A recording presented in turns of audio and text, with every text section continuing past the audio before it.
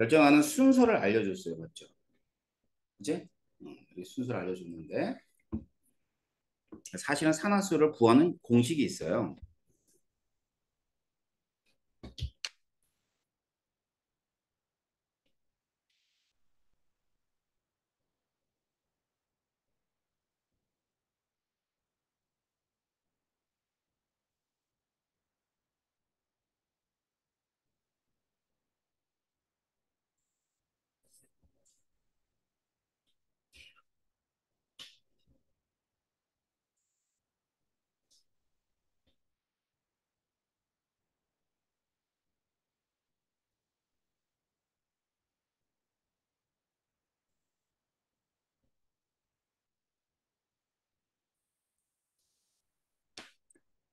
자, 이게 전기음성도라 그랬지?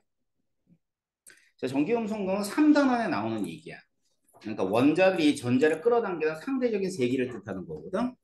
그래서 뭐 음성도는 몇 가지 아주 중요한 것만 얘기해 주면 자, 수소가 2.1, 탄소는 2.5, 그다음에 질소가 3.0에다가 산소는 3.5가 되고 플로린이 4.0이 돼요.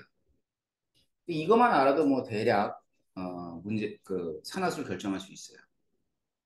어렵지 않지. 그러니까 질소에서부터 플로린까지는 점점점 음성도라는 게, 그러니까 전자를 끌어당기는 세기가 세지는 거야. 그러니까 수소가 2.1이고, 그러니까 수소는 탄소보다도 작죠. 그죠? 자, 그럼 보자. 예를 들어서 H2O가 있어. H2O가 이제 구조를 그려주는데, 자, 이게 이렇게 돼 있어요. 점 찍은 게 이제 전자를 점을 찍는 거야. 그래서 산화수를 따져볼 거예요. 얘의 산화수와 수소의 산화수 각각 따져볼 건데, 산소. 자, 산소는 원자과 전자가 16쪽이라서 6이에요. 음성도 처리하라 그랬지. 그럼 위에 봐봐. 수소하고 산소 중에 어느 게 더 커요? 산소. 그지? 그러니까 여기 있는 이 전자, 이게 전자 한 쌍이거든? 이 전자 한 쌍. 이 전자 한 쌍을 다 산소가 가져갔다고 생각하는 얘기야. 그러면 음성도를 처리한 후에 실제 산소가 가지고 있는 전자는 하나, 둘, 셋, 넷, 다섯, 여섯, 일곱, 여덟 개가 되는 거야. 알았지? 여덟 개가 되니까 얘 뭐를 빼주냐? 8을 빼주세요. 자, 8을 빼주면 얼마가 되냐? 마이너스 2가 되는 거야. 우리가 지난번에 배웠던 산소의 산화수가 마이너스 2라고 하는 이유는 이것 때문에 그래. 이유가. 그래서 마이너스 2고요. 자, 수소. 수소는 원자과 전자가 1이에요. 전자 하나밖에 없잖아. 근데 음성도 처리하고 나니까 산소 쪽으로 전자가 다 쏠려 있지. 그러니까 수소는 전자가 없다고 생각하면 돼. 0이야. 0을 빼주는 거야. 그럼 얼마가 나와요? 플러스 1이 되죠. 그래서 수소가 플러스 1이 나오는 겁니다. 어떻게 해서 나오는지 알겠어요? 그래서 각각의 수소들은 얘는 전부 다 플러스 1입니다. 알겠죠? 자, 그 다음에 이번에는 H2O2. 얘 과산화수소거든요. 과산화수소인데 얘는 이제 구조식을 따지면 이건 나중에 3단원에서 배웁니다.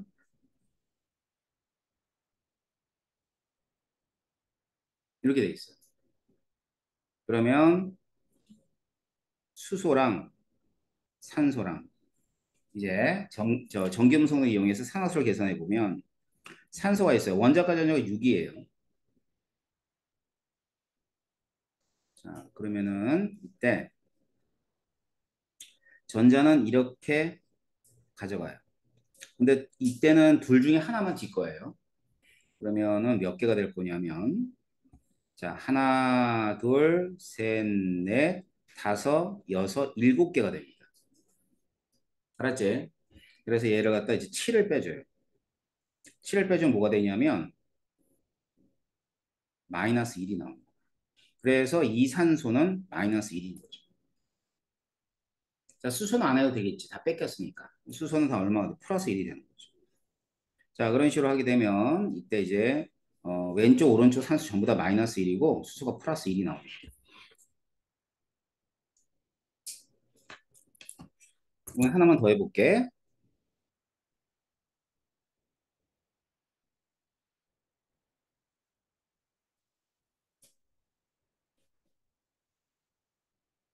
자, 이게 아세트산이거든.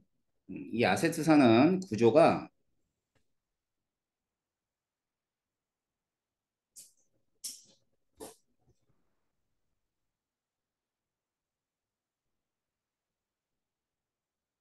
이렇게 됩니다. 자, 그럼 이번에 내가 화살표 하나만 나타내 주는데, 자, 왼쪽에 있는 탄소가 있어요. 왼쪽에 있는 탄소는 수소한테 전자를 하나, 둘, 세 개를 가지고 온 상황이 돼요. 이렇게 세 개를 가져온 상황이 된다. 알았어. 그럼 가져온 상황이 되니까 얘는 산화수가 얼마가 돼야 되냐면 마이너스 3이 돼야 되는 거야. 왜 마이너스 3인 줄 알겠어요? 알았지? 지가 가지고 있는 전자 말고 화학결합이라는 결합을 하고 나니까 전자가 3개 더 온 거지. 자, 이번엔 자, 오른쪽에 있는 탄소. 얘는 산소가 음성도가 더 크거든. 그러니까 전자가 하나 뺏기고 두 개 뺏기고 세 개가 뺏긴 거야. 그럼 얘는 산화수가 얼마가 될 것 같아? 세 개 뺏겼으니까 플러스 3이야. 산소는 얼마가 돼야 돼? 여기 있는 산소. 마이너스 2.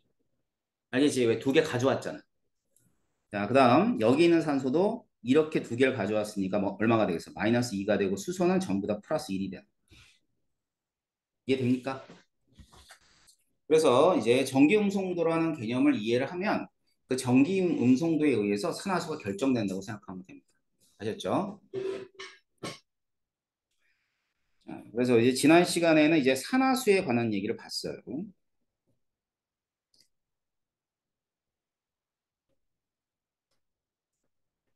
그러면 이제 요번에 볼 내용은 뭐냐면 산화제와 환원제를 구분하는 걸 좀 볼 텐데 먼저 산화제하고 환원제가 무엇인지는 제가 지난 시간에 알려드린 것 같아요. 산화환원 반응 정의할 때. 아, 이따 안 알려줬네요. 자, 봅시다. 자, 지금 이제 요거 기억해야죠. 산화환원 반응 얘기해 줄 때. 자, 그러면 산화화학중이 있어. 그럼 자기가 산화했다는 얘기는 전자를 내놨다는 얘기야. 그러니까 전자를 내놔서 다른 물질을 뭐 시켜주냐면 환원시켜줬기 때문에 산화화학종을 다른 말로 환원제라 그래요. 환원제. 알았지? 꼭 반대지, 반대. 자, 환원했으니까 다른 물질을 산화시켜주고, 자, 그 다음에 산화가 됐으니까 다른 물질을 환원시켜준다라고 생각합니다. 자, 그럼 HCl은 산화가 일어난 게 환원이 일어났네요. 그죠? 그럼 여기서 HCl 뭐에 해당합니까? 산화제에 해당하죠. 그지? 그러니까 반대야. 산화에는 환원제라 그러고, 환원안에는 산화제라 그래요. 알겠죠? 자, 그랬을 때 하나 더 보면 이 환원을 했잖아. 그지? 그러면 다른 물질을 산화를 시켜줬으니까 이런 애들을 산화제는 산화력이 크다라는 표현을 써요. 그러니까 다른 물질을 잘 산화시켜준다 이 뜻이야. 자, 반대로 환원제는 뭐를 가지고 있을까? 환원력을 가지고 있겠죠. 다른 물질을 환원시켜준 능력이니까 그 능력을 우리가 환원력 또는 산화력 이런 식으로 불려. 알겠어? 자, 그럼 그 얘기를 우리 교재에서 하고 있어요. 자, 봅시다. 자, 산화제, 환원제, 금방 얘기했듯이 자, 산화제는 다른 물질을 뭐에 시켜줘야 돼? 산화를 시켜줘야 되니까 전자를 얻기 쉬운 물질이다. 알았죠? 전자를 얻기 쉬운 물질이에요.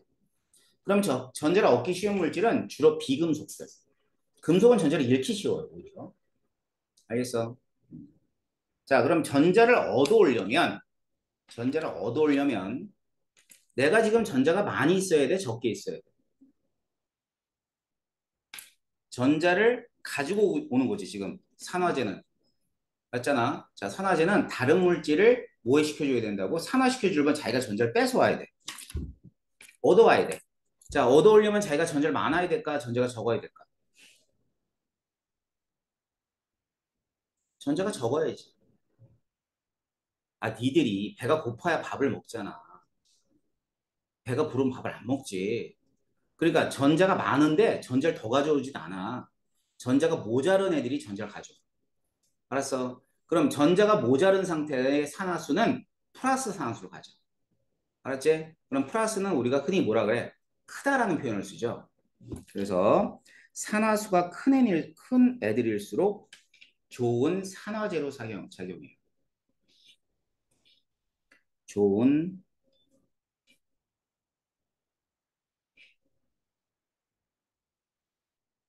좋은 산화제. 그러면 얘가 뭘 뜻하는 거냐면 산화력이 크다는 뜻이에요. 자, 보세요. MN이 산화수가 플러스 7이고요. 질산은 산화수가 플러스 5예요.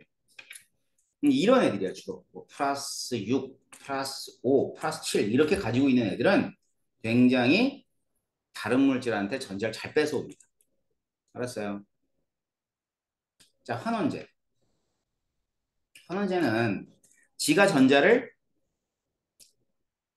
내놓으면서 다른 물질을 환원시켜줘야 돼. 그지? 맞지? 자, 환원제는 뭐라 그랬냐면 산화하는 물질이라 그러니까. 그지? 산화가 잘 일어나야 돼. 그래야지만 어떻게 돼? 환원제로서 역할을 할 수가 있겠지? 그지? 자, 그러면 전자를 잃기 쉬운 애들이 뭐에 해당하냐면 환원제로 쓰입니다. 주로 금속들이에요. 일쪽이 굉장히 잘 전자를 잃어요. 그러니까 전자를 잃으면 줘버리겠지. 전자를 주면은 그만큼 다른 물질이 뭐 할 수 있냐? 환원할 수 있기 때문에 이런 애들은 좋은 환원제로 사용되어지는 거야. 그러면 환원제는 전자를 잘 줘야 되는데 음, 그러면 전자를 많이 가지고 있는 애가 좋을까? 조금 가지고 있는 애가 좋을까? 전자가 많이 가지고 있는 거지. 여러분이 100억이 있어. 막 주변에 돈을 뿌릴 수 있어 없어? 뿌릴 수 있지? 안 그래? 100억 가져봐. 실제로 돈을 뿌리나. 실제로 돈 100억 가지면 200억 갖고 싶고 200억 가지면 1000억 갖고 싶고 그래. 인간만 그래. 인간. 뭐 자연계 보세요. 자연계는 전자가 모자르면 받아오고 전자가 남으면 내준단 말이야. 그러니까 산화수가 적은 애. 자, 산화수가 적은 애들은 결국 전자를 많이 가지고 있다고 생각하면 돼. 그래서 플러스 2라든가 마이너스 2라든가. 그럼 철은 플러스이면은 전자를 잃어버린 상태인데요. 라고 얘기하는 사람이 있을 텐데 철은 플러스 3이 잘 돼요. 플러스 2보다는 플러스 3이 잘 돼. 그럼 플러스 3이 될 때 전자를 내놔 안 내놔? 내놓으니까 이런 애들이 어떻다? 좋은 환원제이다.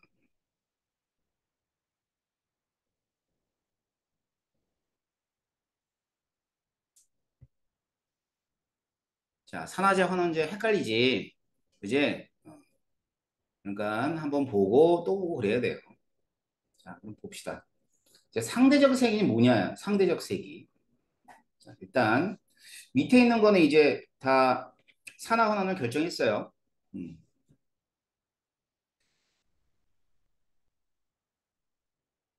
SO2, Cl2.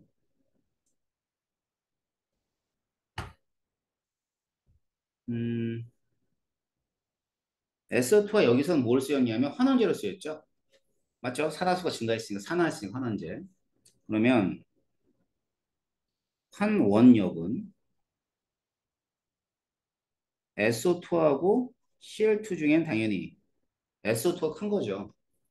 SO2가 크니까 CL에서 전자를 내줬지. 다른 물질에서 환원시켜줬지. 제가 산화하면서. 응? 그러니까 환원력은 뭐야? 전자 잘 주는 애라 그랬죠? 자, 그다음 옆에 거 보세요. 이거 SO2하고 H2S가 있는데 이때는 뭐가 환원제로 쓰였지? 얘가 산화했으니까 얘가 뭐로 쓰였어? 환원제로 쓰였지? 맞지? 자, 그럼 환원제로 쓰인 애가 있어요.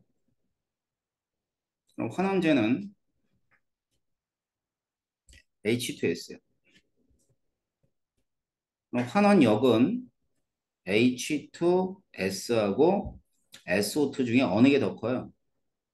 얘가 더 크죠? 자, 두 개를 비교해 보자.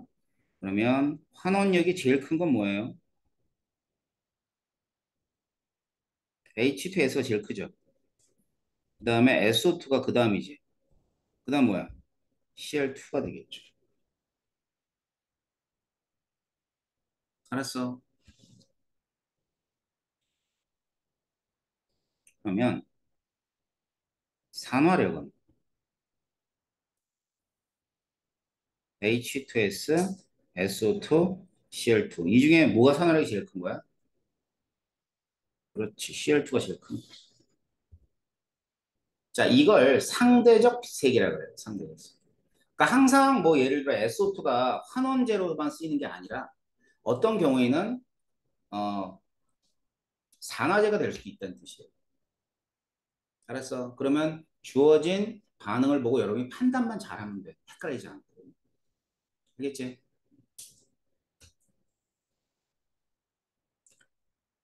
자, 이번에는 산화환원 반응식에 관한 얘기를 좀 볼 거예요. 이 균형 맞추는 문제야.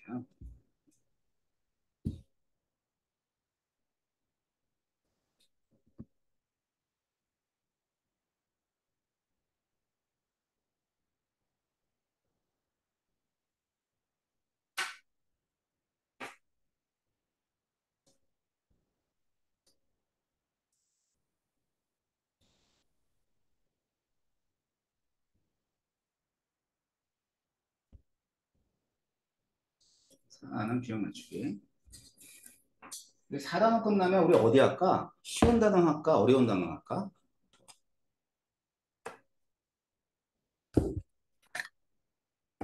응? 어려운 단원 할까? 쉬운 단원 할까? 왜? 대답을 못해. 쉬운 단원 하자. 괜찮아? 응? 쉬운 단원 해. 1단원은 뭐 12월 달에 저기 하다가 안 되면 다음 해에 넘기면 되고 또 다음에 또 내신 대비할 때 선생님 수업 들어야 될 거 아니야. 그때는 1단원부터 나가. 알았지? 선생님이 그럼 2, 3단원 나갈 거야. 알겠지? 뭐 어려운 거 맨날 해서 뭐 할 거야. 쉬운 것도 좀 하고 이제 화학이 쉽다는 것도 좀 알아야 될 거 아니야. 그치? 안 그래? 근데 나를 제외한 모든 사람들이 1단원을 나갈 거예요. 근데 나는 뭐 그래요. 쉬운 것도 모르면서 뭐 어려운 걸 막 하려고 들지 맙시다. 알았지? 쉬운 거 다 철저히 다 알고 어려워. 오늘도 이제 금방 여러분 수업 전에 재수행 하나 수업이 있어가지고 수업하고 왔는데 또 내일 모레 수능인 게 또 욕지거리 얻어먹었죠. 아니 1페이지에서 3개 틀리면 나보고 어떡하란 얘기야. 그런 거야. 알았어. 야 1페이지 3개 틀리면 어떡하란 얘기야. 혼났어 아무튼. 선생님 옆에서 긴장해서 그랬어요. 긴장을 터뜨려가지고 내가 뭐 째려봐 뭐해. 옆에만 있었는데. 쉬운 단어는 막 숨쉬듯이 문제를 풀면 돼. 알았지? 그럼 몇 문제 맞추냐면 10문제가 숨쉬듯이 맞춰줘. 어차피 두 단원에 10문제 나올 거 아니야. 그지? 그 다음에 1단원, 4단원에서 이제 쉬운 또 내용들은 또 맞추게 되면 18개는 그냥 숨 쉬면서 맞춰야 돼. 아니, 숨 한 번 쉬면 하나 맞추고 이렇게. 알았어. 그럼 그게 한 10분 안에 한 18개 다 맞춘단 말이야. 그 20분이 남지? 그럼 두 문제 푸는 거야. 안 되나? 안 된다. 조금 몇 분 더 걸리겠네. 그렇게 해서 18개를 숨 쉬듯이 맞추면 돼. 그러면 킬러 문제는 공부 안 해도 돼. 어차피 찍을 거니까. 뭐 이런 식으로 이제 생각을 해야 되는데 그 생각을 못 하고 엄한 생각들을 하다 보니까 이제 마지막에 가서 이제 이상해지더라고. 자, 산화환경 균형 맞추는 거. 자, 이제 산화환원 균형 맞추는 게 일단은 메인 테마야. 산화환원 반응에서. 알았지? 봐봐요. 일단 우리가 산화환원 반응의 특징 얘기해 줬죠.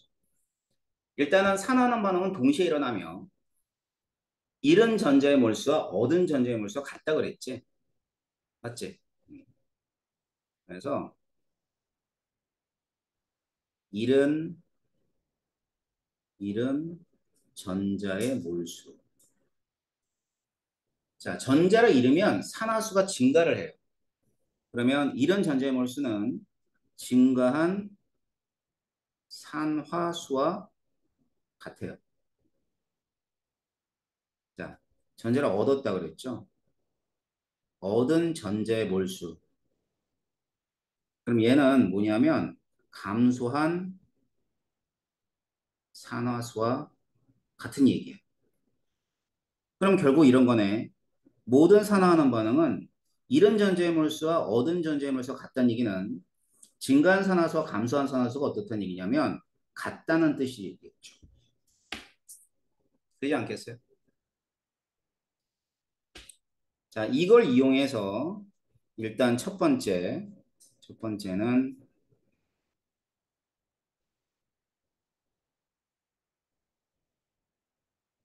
전하의 균형을 맞추는 거예요. 전하. 알았지? 전하가 뭐야? 전기. 알았어? 전하 균형을 맞추고 두 번째 원자. 원자를 갖게 한다는 뜻이야. 균형 맞추는데 수소하고 산소는 나중에 제외해서 원자 균형 맞추고요. 세 번째 산소. 산소는 모자르는 쪽에 add, 자, 물을 더한다. 산소의 개수가 모자르면 물을 더해서 맞춰주라는 뜻이야. 네 번째 수소. 자, 수소는 모자라는 쪽에 뭐를 더하냐면 H 플러스를 더해서 맞추는 거예요.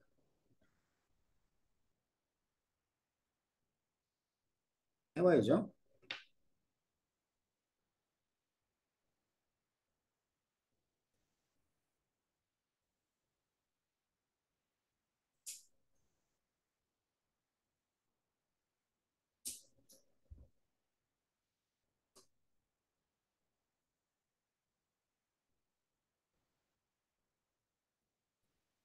자, 이 반응을 한번 맞춰볼게요.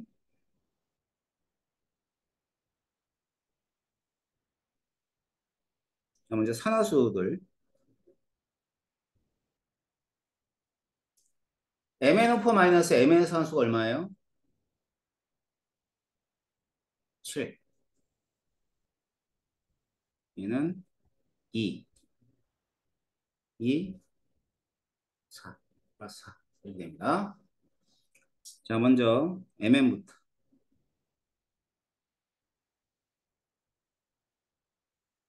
얘는 산화수가 플러스 7이 플러스 2가 됐으면 얼마 감소했냐면 5만큼 감소했죠. 자, Sn은 산화수가 플러스 2가 플러스 2가 얼마가 됐냐면 플러스 4가 됐어요. 그럼 산화수가 얼마 증가했죠? 2만큼 증가했죠.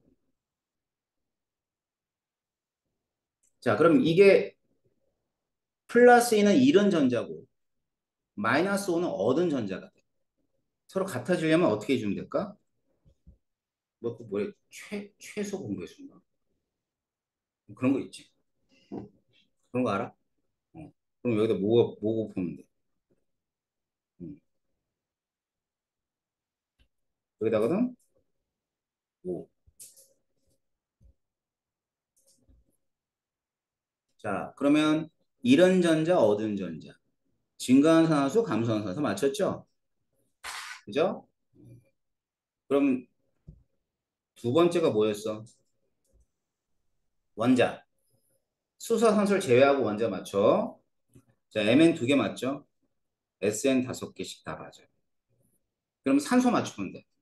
자, 산소 여기 몇 개 보입니까? 몇 개 보여요? 네 개짜리가 두 개 있다는 뜻이거든? 그럼 몇 개야? 여덟 개. 이쪽에 있어, 없어요? 없어요. 그러면 여기다가 8, H2를 이렇게 더하라고. 자, 이쪽에 수소 있어요, 없어요? 몇 개 있어요? 16개 있죠. 이쪽에 있어요, 없어요? 그러면 여기다가는 16H 플러스를 더해주면 된다는 뜻입니다.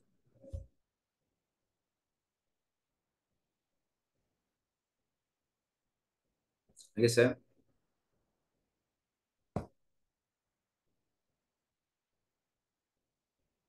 자, 그러면 이제 앞에 있는 이걸 우리가 뭐라 그러냐면 개수라고 그러죠, 개수. 16, 16, 그다음 2, 5, 2, 5, 8. 이걸 전부 다 개수라고 표현합니다. 알겠죠? 그러니까 이렇게 개수 맞추기야. 어? 개수 맞추는데 산화노의 개수를 맞추는데 이걸 이제 다른 말로 얘기하면 균형을 맞춘다 이렇게 얘기해요. 균형. 균형은 전부 다 뭐냐면 질량 균형이야. 하나 더 해볼게.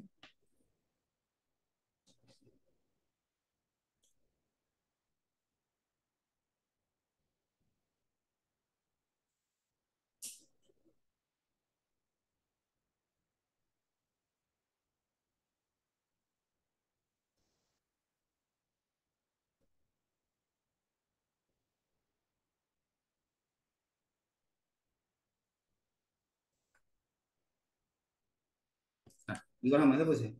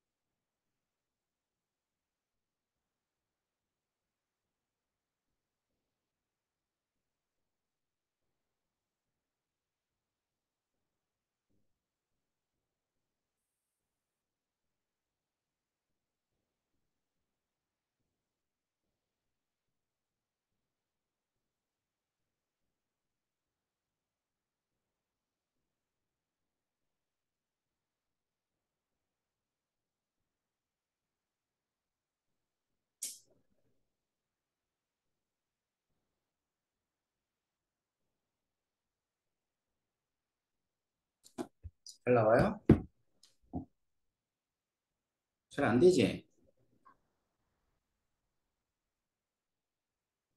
자, 여기 봐봐.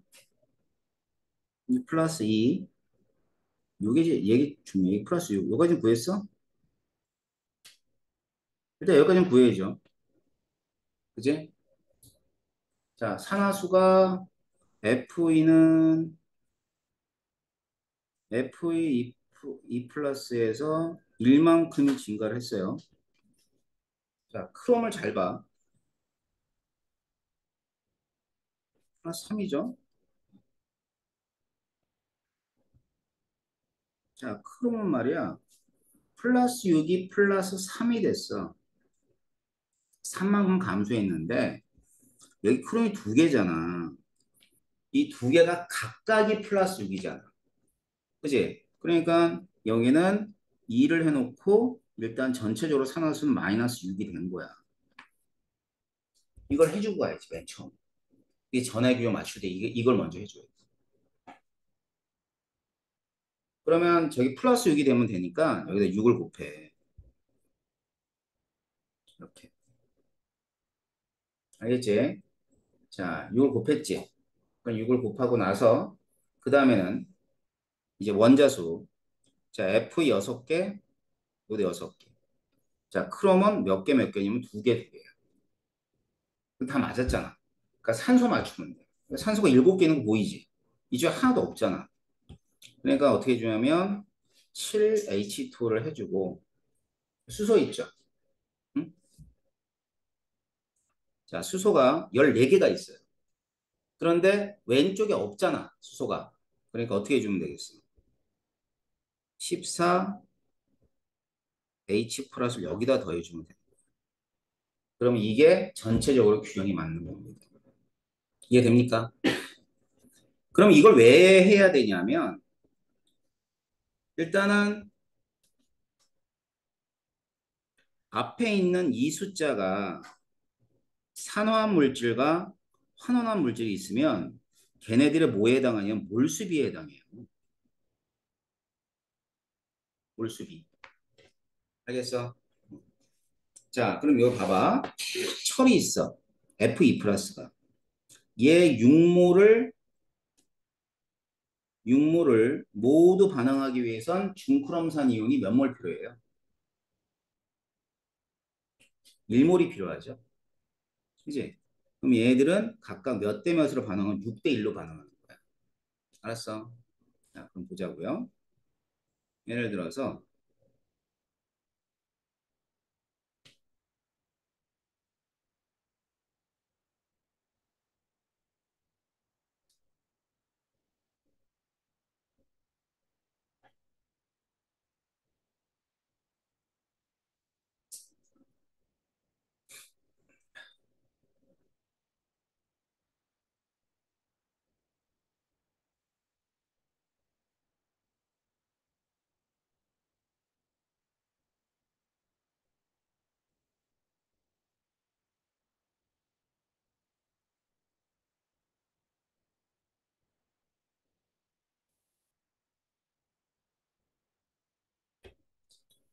자, 0.1몰 농도 FeCl2 300ml하고 0.1몰 농도 K2Cr2O7 Xml가 반응을 했대.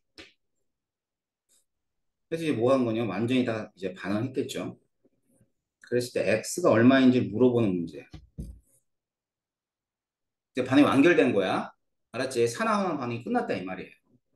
우리가 알고 있는 건 위의 반응식에서 Fe 플러스와 Cr2O7 E-가 6대 1이라는 것만 알고 있죠.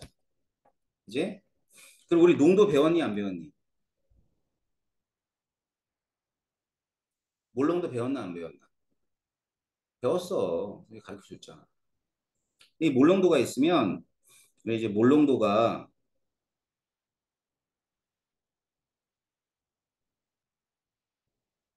부피분의 몰수야. 그러면은 이때 얘를 구하려면 농도하고 부피를 곱해주면 되지. 알았지? 곱해봐.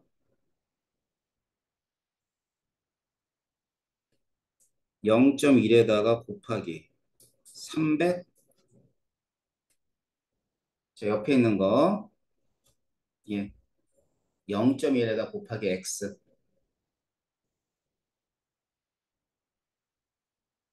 이게 몰수비거든요. 근데 이 몰수비가 몇 대 몇이라는 거 알고 있어요? 1대, 6대 1이란 거 알아 몰라? 알고 있지? 위에 확 저기 산화하는 방향에서 그지? 이게 Fe 플러스잖아. 이거는 K 플러스하고 Cr2O7이 E 마이너스니까 어? 결국은 얘네들이 6대 1이라는 거 알아. 알았지? 그럼 여기서 X 구할 수 있어 없어? 있어요? 얼마예요?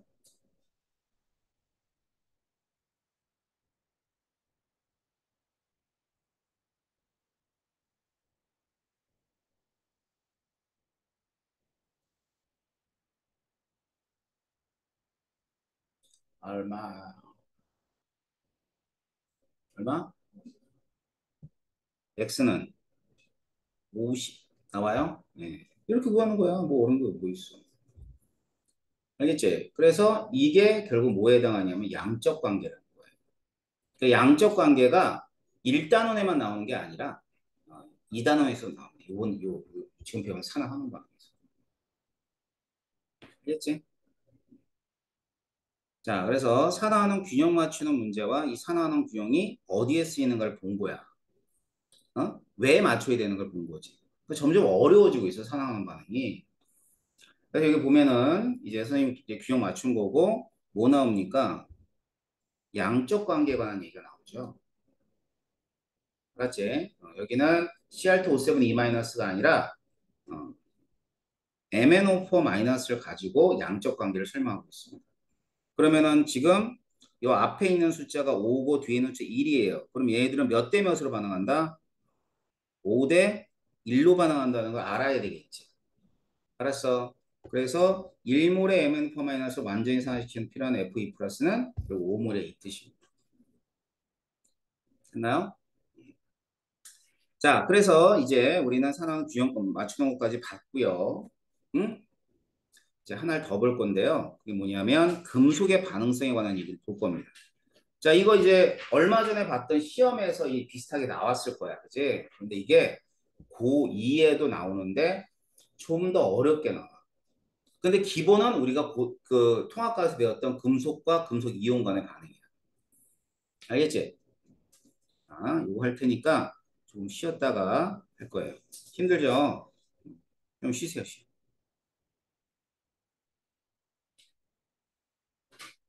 졸린 사람들 조금. 지금 자는 건 밤잠인데. 자, 조금 좀 쉽게.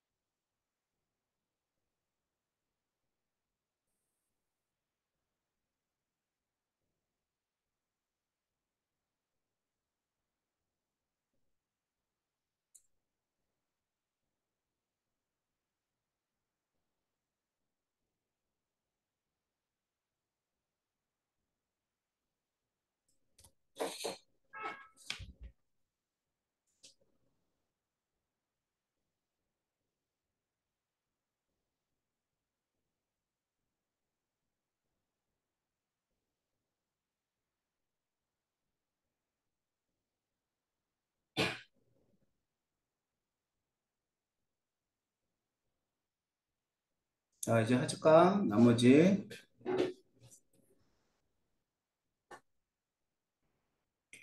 자, 여러분들이 이제 얼마 전에 봤던 통합각에 나오는 얘기하고 다를 건 없어요.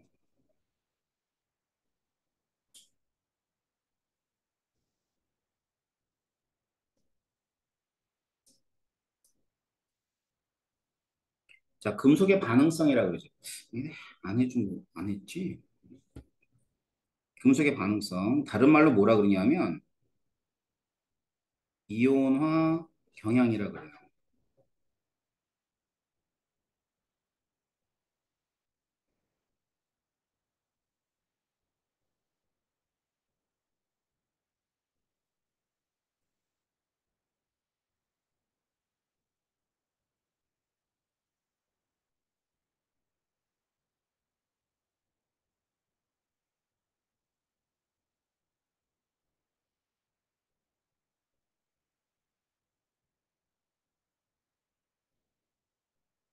자, 왼쪽부터 칼카나마 아라 찰리주납 수구순 백금. 그지? 여기나 졸려? 쥐었겠지? 자, 칼카나마 아라 찰리주납 수구순 백금. 이렇게 하는데, 자, 이쪽에 있는 애들일수록, 자, 이쪽 그 있는 애들일수록 그 반응성이 크다라고 얘기하고요. 이쪽에 있는 애들일수록 반응성이 작다라고 얘기해요. 자, 반응성이 크다, 작다는 뭘 뜻하는 거냐면, 반응성이 크다. 반응성이 크다는 것은 금속은 전자를 잃을 수는 있지만 얻기는 굉장히 힘들어. 알았어? 얻기는 굉장히 힘들어. 자, 그렇기 때문에 얘는 전자를, 전자를 잃기 쉽다. 쉽다. 뭐 이런 얘기야. 그러니까 산화가 잘 되는 애들이지. 반면에 방식이 작다는 것은 전자를 얻어오지는 못해. 그러니까 잃기 어려울 뿐이야. 그래서 전자를 잃기 어렵다. 맨 끝에 보이는 애가 뭐죠? 금이죠? 이거 금이고 이거 백금이야. 그지? 귀금속이라 그러지? 그리고 왜 귀금속이냐면 일단은 뭐 우리 지구에 별로 없어요. 그런데다가 애들이 반응도 안 해. 그러니까 금 먹거리를 차고 있으면 그 금이 녹이 안 쓰는 거야. 그러니까 이제 뭐 여러 가지 것들을 소중한 것들을 만들 수가 있겠죠. 그죠? 뭐 왕관 선생님 전생에 썼던 거 있잖아. 왕관. 니들도 그런 꿈 꾸지? 음. 자, 그런 것들. 그런 거 전부 금으로 만듭니다. 자, 그렇다면 이 금속들이 이온이 됐을 땐, 자, 이 금속이 이온이 돼요.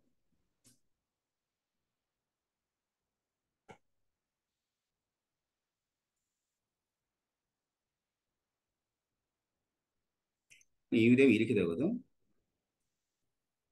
K 플러스, C 뿔, Na 뿔, Mg 뿔, 3뿔, 2뿔, 2뿔, 니켈 2뿔,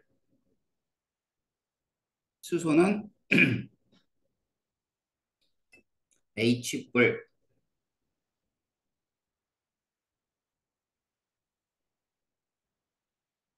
자, 이런 애들이 전부 다 금속들의 양이온이야. 양이온은 이제 더 이상 전자를 잃지 않는다고 보면 돼. 알았지? 그러면 전자를 얻을 수 있겠죠? 이쪽 방향으로 갈 때. 얘는 금속들이 반응성이 커서 전자를 잘 잃기 때문에 이온은 전자를 잘 얻어오질 못합니다. 알겠어요? 자, 그래서 이쪽 방향으로 할 때 전자를 얻기 어렵다. 자, 그렇다면 상대적으로 여기 있는 양이온들은 전자를 얻기 쉬운 애들이에요.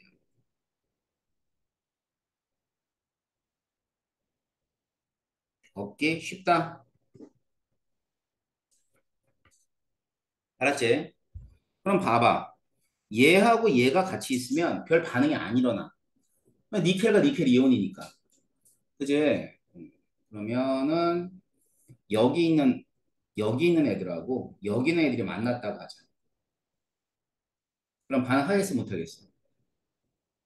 반응 못해요. 봐봐. 이쪽에 있는 금속은 전자를 잃기 어렵고 이쪽에 있는 저 이온들은 전자를 얻기 어렵잖아. 그러니까 전자를 잃기 어려운 애와 전자를 얻기 어려운 애들이 만나면 반응을 안 해. 할 필요가 없으니까. 그럼 반대는 반응하는 거야. 다시 말하면 여기 있는 애하고 여기 있는 애가 만났어. 그러면은 전자를 잃기 쉬운 금속과 전자를 얻기 쉬운 금속 이온이 만났기 때문에 전자를 주거니 받거니 하는 거야. 무슨 말인지 알겠어요? 자, 따라서 반응이 일어나는 방향은 이쪽 방향만 일어난다고 보면 돼.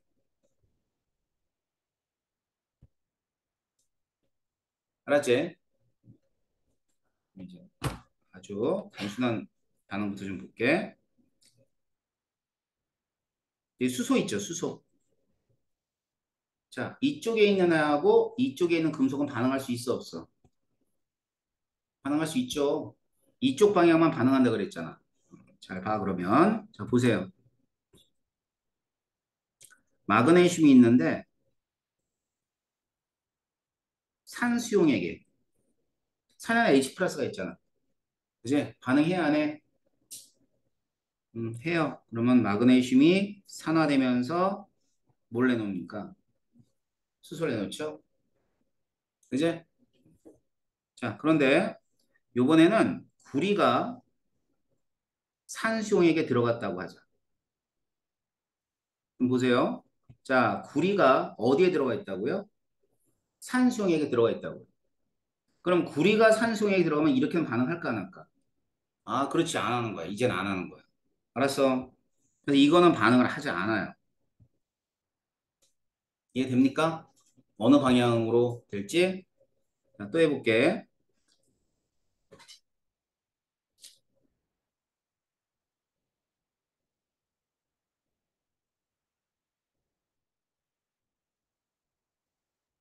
자, 얘는 반응할까 안 할까?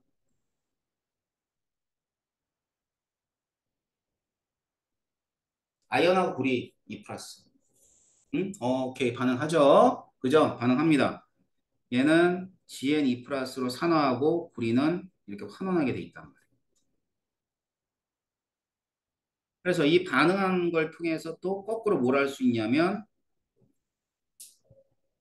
가능성을 알 수 있죠. 자, 반응성은 아연이 크다 아니면 구리 금속이 크다. 금속 아연이 커야지. 반응을 했으니까. 그다음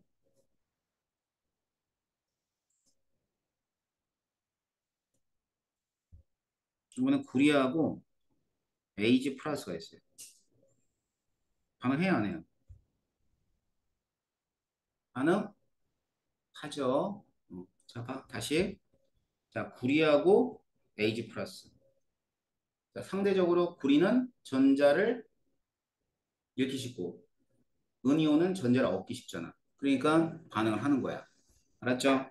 반응을 하게 되면 구리는 뭐가 되고 E 플러스가 되고 얘는 이렇게 환원하는데 이렇게 돼야 돼.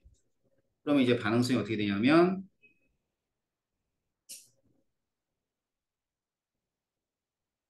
구리가 음보다는 크다 이렇게 됩니다. 알겠죠? 좋아요. 자, 그러면은 요번에는 임의의 금속과 금속 이온 간의 반응을 한번 생각을 해보자.